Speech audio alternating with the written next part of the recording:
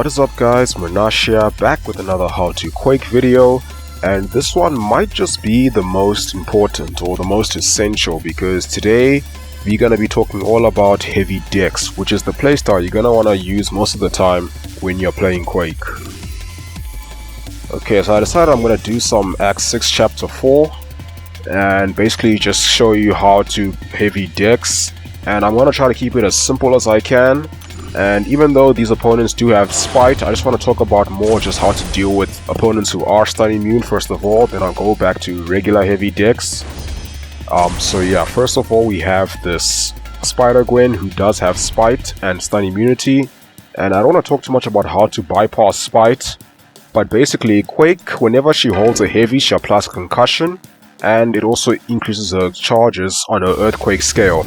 And then after 10 seconds of that first Earthquake charge, she drops a lengthy concussion, and basically what you need to do is whilst that concussion is active, that's when you want to trigger your decks, and that will pretty much bypass Spite because the ability accuracy will be lowered by 100%. Okay, so first let's talk about the grip, and once again it's up to preference, hold it however way you want to, as long as it's comfortable for you and you can do this consistently.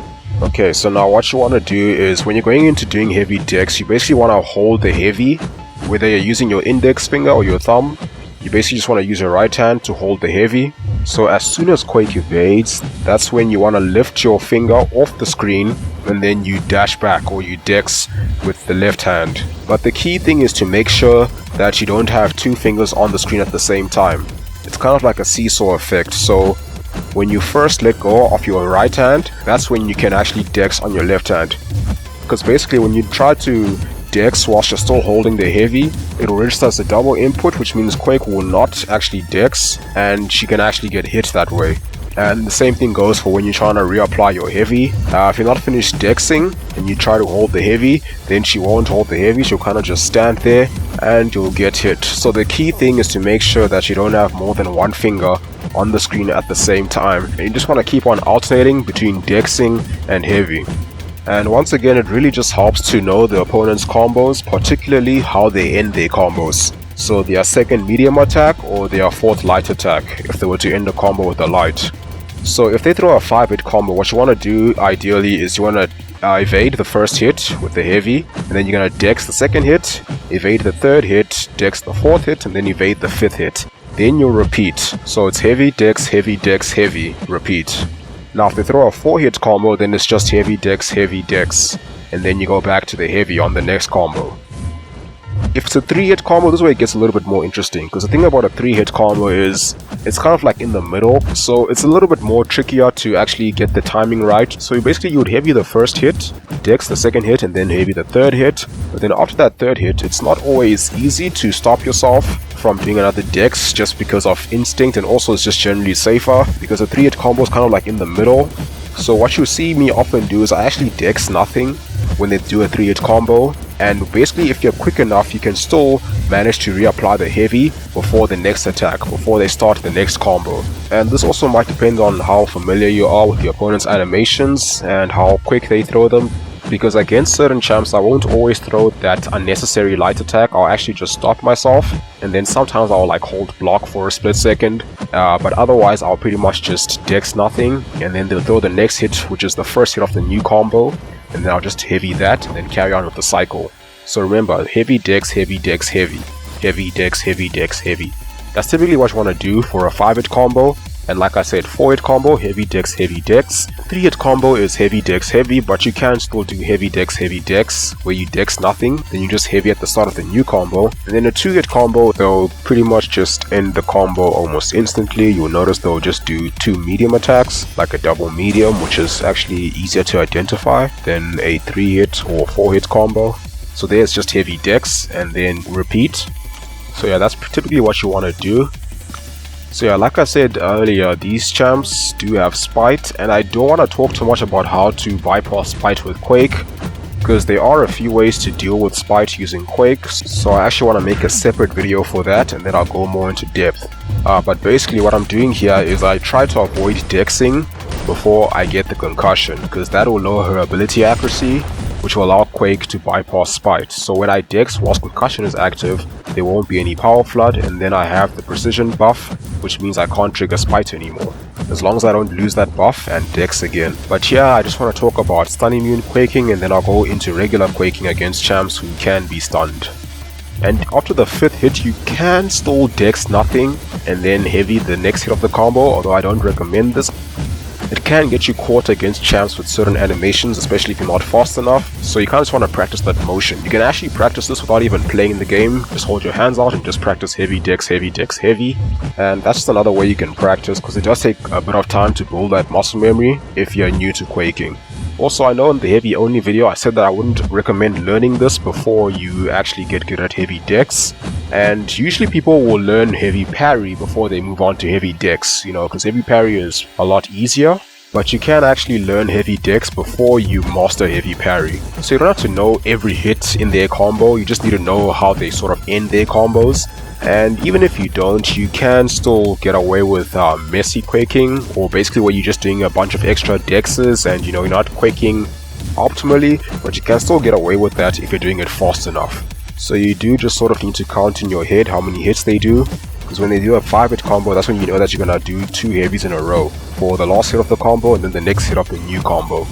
But yeah, once you get good at quaking or just alternating between heavy and Dex consistently, then you actually see that you don't even really need to learn the opponent's combos that much. You just need to know basically when they end their combo, and you'll pretty much be able to quake any new champ that comes out after just maybe fighting them once or twice. So it actually doesn't take that long to learn how to quake a new champ. It's just a matter of knowing how they end their combos really. And yeah, you can actually go into a new uncollected, see a new champ and quake them right then and there for the first time. Obviously the champ has to be quakeable, of course. I mean, you're not going to be quaking a champ with True Strike, for example. Okay, so now let's actually move on to quaking against champs who can be stunned, because there is a little bit of a difference, particularly when they do get stunned. So now I'm going to jump into Act 6 Chapter 4.1. Let's move on to this Gladiator Hulk. The Vigorous Assault path, where they also have Sharing is Caring and Berserker Barrage. But yeah, Quake doesn't care about all those nodes, so it doesn't really matter.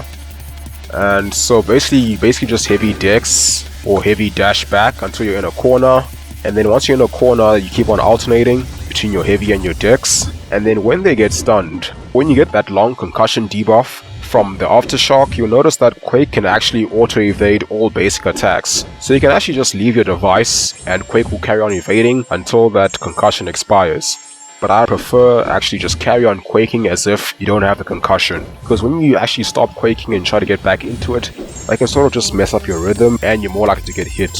So basically I just carry on quaking, even though she will auto-evade everything, I just carry on quaking, alternating between the heavy and the Dex as if she wouldn't, because that just helps me stay in rhythm and it's just more safer that way. So when you're quaking against non-stun immune opponents, you'll notice that it's actually a little bit easier to accidentally drop your heavy attack, because just before they might throw a combo, the stun will kick in and then they won't actually throw it, but you'll still drop your heavy attack in anticipation for that next hit. So what you actually want to do now is also just keep an eye on your icons, particularly the Aftershock scale, which is that little grayish brown icon. And mainly you just want to keep an eye out for when it's about to hit 12 o'clock, because that's when the Aftershock will hit and that's when you'll apply your stun and the concussion. So one interesting question I get is, where do you focus your eyesight when you're quaking? Do you look at the opponent? Do you watch Quake? Because you also have to look at your icons. And I say it's an interesting question because it's not actually something that I've thought about that much. Because basically you just need to make sure that you can see when the opponent throws an attack. So you can actually keep your eyes focused on Quake and then just watch the opponent's attacks coming in. Or you can just watch the opponent as he dashes back and forth, and either way the results should be the same. Yeah, and the only real thing you just want to keep an eye out is for those icons, just to make sure that you don't, accidentally drop a heavy attack when they're stunned. And that's actually why people prefer quaking stun immune or find it easier. But a lot of people do find non-stun immune quaking easier because you do get that break when the opponent is stunned. So that can sort of just help you to realign yourself, or say you're a bit nervous or you're not very used to quaking yet, maybe the animations are a bit too fast for you.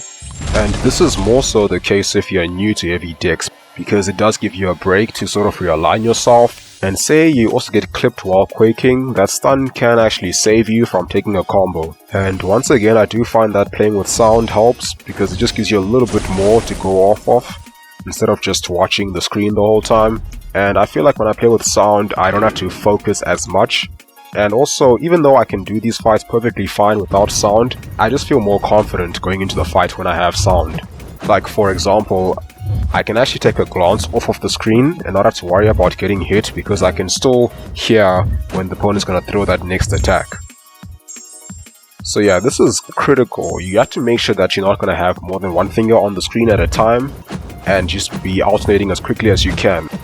You might want to slow the video down just to see how I transition between heavying and dexing. You will notice that right after Quake evades, as soon as she evades, as soon as I see that she evades, I lift my right thumb off the screen, and once it's off, I know that I can dex. Then once I'm done with the dex motion, once I swipe back basically, I reapply my right thumb as fast as I can, and I keep on alternating. So it might also just help just to slow the video down, just so you can get a better look at the timing, because you will notice that I won't have more than one finger on the screen at a time. Another common question I get is, how do you deal with heavy attacks? Because you might just be having a good time quaking, you know, minding your own business, and then the opponent will randomly throw a heavy attack, and that can sort of throw you off. And ideally, you want to be able to identify the heavy attack so you can react to it quickly enough. Because generally it is safer to heavy first and then dex the rest of the heavy attack. It also depends on the heavy attack itself, because some of them do one hit, some of them have multiple hits, and the ones that are multiple hits are usually the ones that are more trickier to deal with, you know, such as like the old female champs like Magic and Black Widow, or champs like Hyperion.